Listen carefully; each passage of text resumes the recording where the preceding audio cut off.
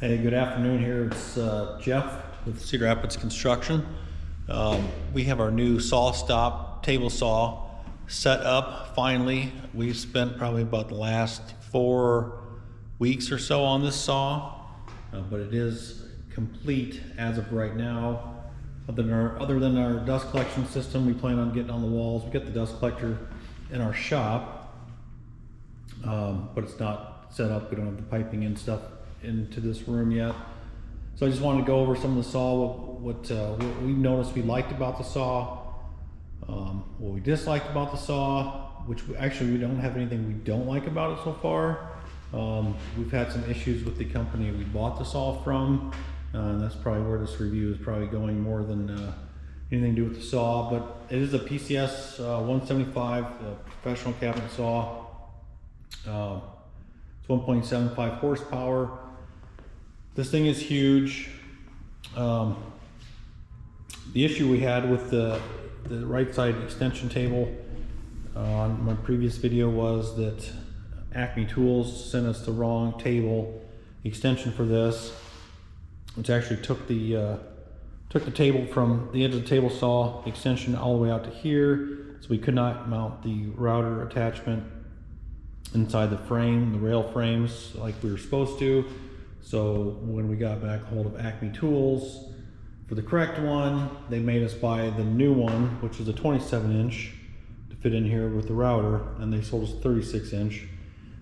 He said he didn't think they'd be able to return it for us, and I'm like, well, whatever, you sold me the wrong part, so whatever. We'll have to just box it up and try to get back to them. The other thing we had as far as issues with the saw is the this insert for the router was not included in the sale, which we did not know about until a couple weeks ago, when we had enough time to finally get everything unboxed and start putting the rest of the pieces together. But this is actually a $550 part we had to buy from Acme Tools, which they forgot to include in the original sale of the saw setup. So we bought this morning, got this all mounted up. It's really nice. It's got the adjustable router depth for the plunge. It's really nice setup. It's all gear driven, pretty fine tuned. We got a put a Bosch router in there, which we knew we needed to buy a router, obviously. But all these parts we've got, see, $550 plus $200 for this. I think it was $160 or $170 for this. So, you know, we're over $700 more than what we'd already spent on the saw, just from the company that sold it to us not knowing what they were doing with the sale. So it just adds up, nickel diming us to death. I do have the outfeed table. I finished putting this together yesterday. It's got a set of rollers on it. This is pretty nice. That's all set to plane with the table for handling larger sheets. It only goes out about 36 inches, but for what we do, it'd be pretty handy. We might have to get a little bit further out here for doing full sheets alone, but other than that, it's one of the better setups I've ever had for sheet goods. You know, run an 8-foot sheet on a 18-inch table saw on the job site. It's been pretty common in the past, but everything's pretty stout. I mean, the router table on here is all cast, polished real nice. This insert is just a really nice setup. The fence here is nice. It's got adjustable fence, adjustable dust collection, shield on the front, dust collection there, port on the back. That all came with it. The fence for the saw is really smooth. Really like that. We don't have a adjustment set or anything yet, but I think we've used it for about 5 minutes, just cutting a couple pieces, playing with it. But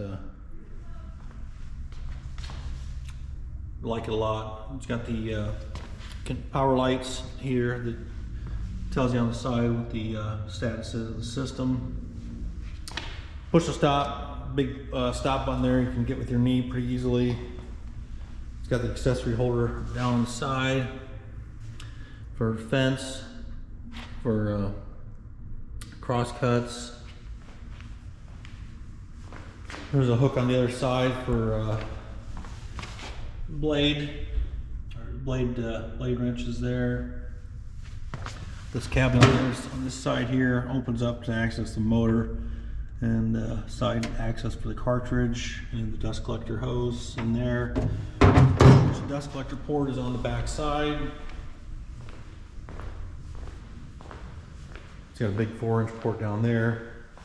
We plan on bringing a pipe across the ceiling here, or across the wall, and then down right here to pick up the table saw, plus the router, fence. You can also buy an accessory for the bottom of the router.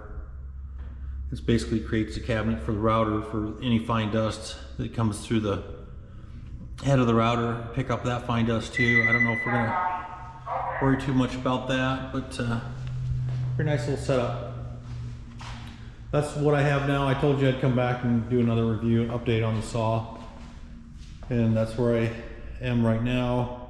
I'm going to tag Acme Tools is where we got the saw from in this video, and I've already contacted SawStop about the issues we've had with this, purchasing the pieces for this, and they were going to reach out to the district manager, a regional representative for Acme, to let them know that they need to get caught back up on their training, or figure out their training so they can sell these saws correctly to people in the future. So just for the record, this saw set up before we had to buy the correct table and the correct insert for the router was almost $5,000. So, you know, we're easily over probably $5,500 right now for this saw, which is what it took to get everything up and running. So, well, thanks for watching. Have a great day, and appreciate you checking out the SawStop in our new shop.